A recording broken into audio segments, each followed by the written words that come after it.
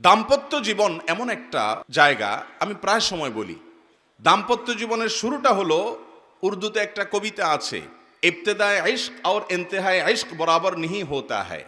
প্রেমের শুরু আর শেষ একরকম হয় না। প্রেমের শুরুতে শুধুমাত্র ফুল দেওয়া নেওয়া হয়, শেষে লাঠিও দেওয়া নেওয়া হয়। ঠিক না বেঠিক?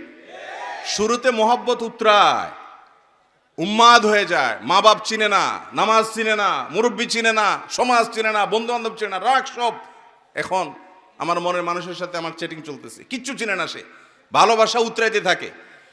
এরপরে শেষ পর্যায়ে যখন চলে যায়, তখন ওই ফোন নম্বর দেখলে মেজাজটা গরম হয়ে যায়। ঠিক না বেঠিক? ইবতেদায়ে ইশক আর ইন্তেহায়ে ইশক বরাবর নিহি হোতা হ্যায়। এটা বাস্তবতা যে প্রেমের শুরু আর শেষ একরকম থাকে। যারা বিচক্ষণ তারা একটু হিসেব করে পা বাড়ায়।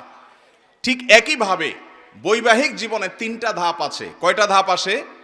তিনটা ধাপ আসে।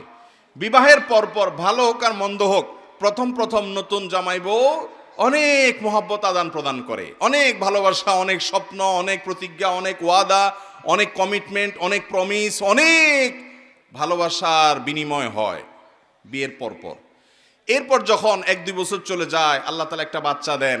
ওই বাচ্চা রাত্রে ডিস্টার্ব করে, মা উঠতে দেরি হয়েছে, বাপে ধমক দেয়। এরপরে আস্তে আস্তে দূরত্ব তৈরি হয়, ওই বাচ্চা আরেকটা বড় হয়, আরেকটু বড় হয়, আরেকটা হয়। এরপরে নানা রকম ঈর্ষণীয় মনোমালিন্য হয়। মায়ের কথা শুনে ছেলে খেপে, অথবা বউ তার শাশুড়ির কথা শুনে খেপে।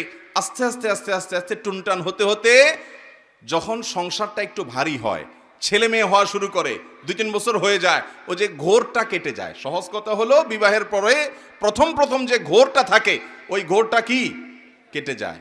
অনেকটা ইয়ের মতো, সফট ড্রিঙ্কসের মতো। সফট ড্রিঙ্কসের বোতল যখন আপনি মুখটা খোলেন, যেই পরিমাণ ঝাঁজ এবং তেজ থাকে, কিছুক্ষণ পরে আস্তে করে সেটা লেভেলে চলে আসে কি আসে না? বিবাহের পর প্রথম যে মহব্বত থাকে, যে বোঝাপড়া থাকে, যে আকর্ষণ থাকে, এটা আস্তে আস্তে কমে। যখন কমে, এরপর আসল রূপটা দেখা যায়।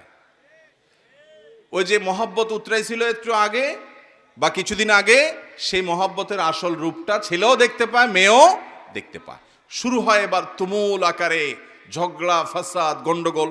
এটা বাস্তবতা হয়।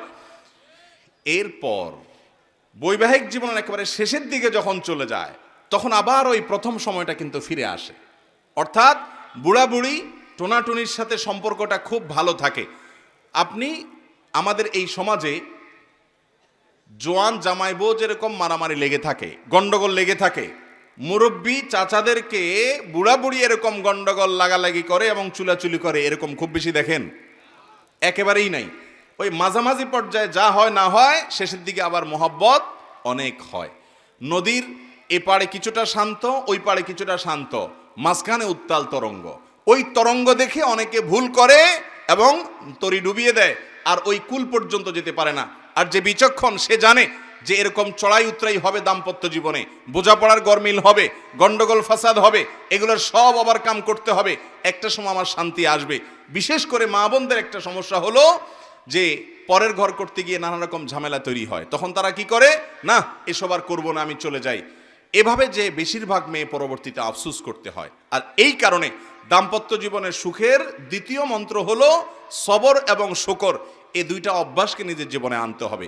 যাদের মধ্যে সবর নেই, যাদের মধ্যে কৃতজ্ঞতা নেই, এরা কখনো দাম্পত্য জীবনে সুখী হতে পারে। দাম্পত্য জীবনের সুখের অন্যতম মূল মন্ত্র হলো সবর করা। কারণ